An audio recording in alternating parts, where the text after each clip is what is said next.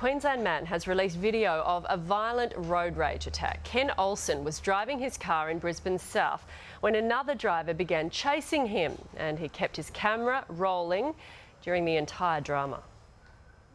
You'd expect to see something like this in a Hollywood movie. But Ken Olsen experienced this terrifying incident firsthand. And he still doesn't know how it all started. Everything was fine, and the next thing I just got rear-ended. I looked up in my rear vision mirror and there was a bloke gesturing and pulling signs at me and going berserk. But that was just the beginning. He's gone onto the grass verge, pulled over straight in front of me, and then immediately applied his brakes. And I had nowhere to go. I just went straight into the back of him, collided with the back of him. This sparks a chase that forces Ken off the road against oncoming traffic and even through a red light. He is desperate to escape. So I had to go onto the footpath. Got onto the footpath, rode along, went over traffic islands with him in pursuit. Fearing for his life, Ken calls the police. Yeah, g'day, I've got somebody trying to run me off the road. He's doing it right now. Here he comes now. Oh, hell. Yeah, I can't do anything. He's trying to run me off the road. All I'm trying to tell you is keep driving to the police station. But reaching a police station appears impossible as he's blocked at every turn. There's traffic chaos here. No, I'm sorry, I'm just a bit wound up. There's traffic chaos here. He's trying everything he can to run me off the road. He's collided with me. There he goes. The man stays close and repeatedly rams his car. But the worst is yet to come. He's pushing me into the barrier. You've got to get someone here. This dude is crazy. Here he goes. Ah! Can you stop the car? No, he's jumping on my bonnet. I smashed my windscreen. After being hit 7 times, Ken finally manages to escape. Keep driving and don't go back. I'm not going back. Are you crazy? I'm getting miles away. Incredible footage, isn't it? Ken Olsen joins us now. Ken, how did this start? I honestly have no idea. I was just stopped at a traffic light, pulled off, merged into the lane, and next thing I knew, I just got rear-ended. So do you know, did you think you did anything, not that anything would ever excuse such appalling behaviour, but did you think you did anything initially to sort of spark some anger? Here you go. Absolutely not. I was stopped in the left lane and there was a vehicle parked on the right of me, and I had just come from the right lane into the left, and there was no vehicle behind me. There was no one in sight. And then I was listening to the cricket, so for the 3 minutes or so that it took for the lights to change, he may have come up behind me during that period, but I wasn't aware of him until he actually collided with me. When I merged, I looked in my right mirror to make sure that I had clearance of the white ute that was beside me, but I didn't even know the black ute was behind me at all. So when that accident happened, technically, should you have stayed at the scene of that accident, maybe, Ken?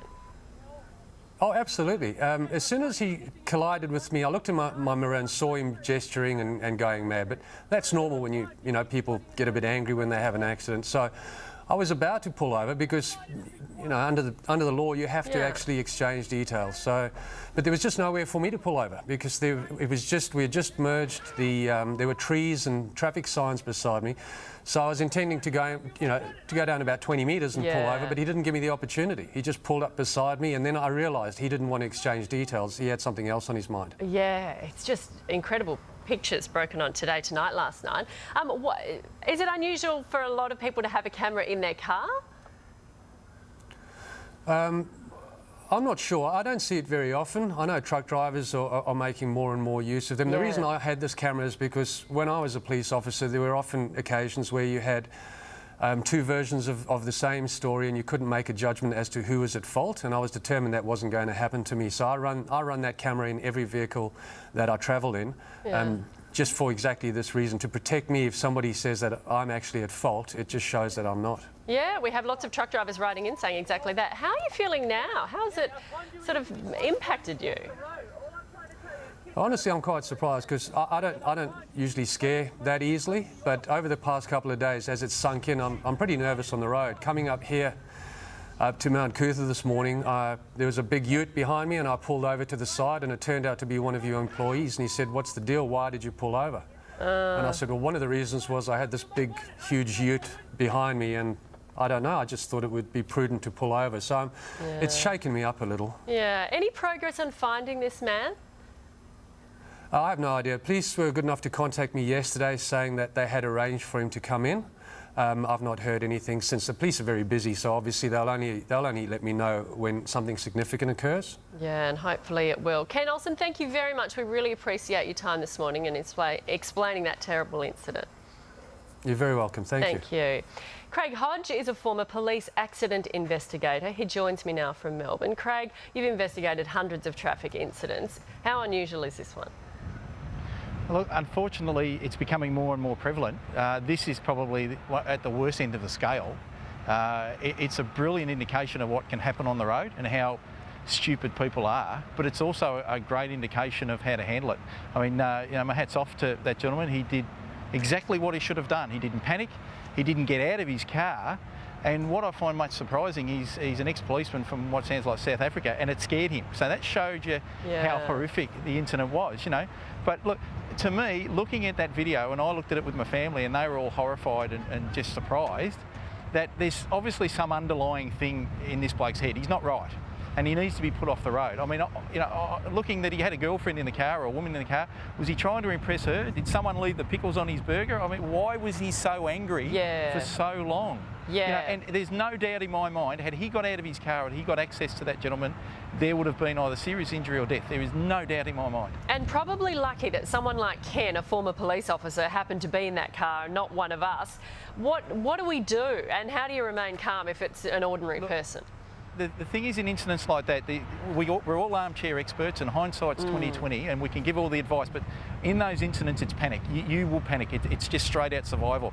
And the best thing to do is stay in your car. You've got metal and glass around you, and as soon as you get out of your car, you open yourself up to injury from knives, from assaults, and also just because you might be bigger than the bloke that's attacking you, he might have 5 guys in the car behind you that you don't know about. Stay in your car. If you can find ring the police, perfect thing to do. But if you can find a police station, ambulance station, fire brigade, fire station, drive up onto the driveway and just press your hand on the horn continuously, you know, to get someone out there. If you do get in a situation where you've got to stop in the middle of a busy intersection, you know.